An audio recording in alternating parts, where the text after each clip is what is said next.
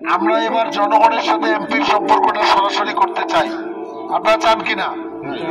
আমরা পূর্বের ধারাটা বন্ধ করতে চাই। এই 53 বছরে যারা সরকার হলো তারা এই জনগণের, বিশেষ করে আমাদের কৃষকদের পাশে দাঁড়ায় নাই। আমাদের শ্রমিকরা বিড়িবালায় মাত্র 20,000, 20 টাকা হাজার, সারাদিনে 4,000, আর বাড়ির কাম করলে 2,000, মানে 40 টাকা ইনকাম। ঠিক কিনা? এই জায়গাগুলো দেখে নাই। এই এলাকায় ছেলে মেয়েদেরকে বিদেশে পাঠায় নাই, আছে নাকি? এই এলাকায় বাড়িতে বাড়িতে যুবকদেরকে কর্মসংস্থানের ব্যবস্থা করে নাই। হাসপাতাল যেটা কালীগঞ্জে, এখানে চিকিৎসা নাই। গেলে কয় রংপুর যাওয়া, ওষুধ নাই। আমরা মূলত নির্বাচিত হলে এই কাজগুলো করতে চাই।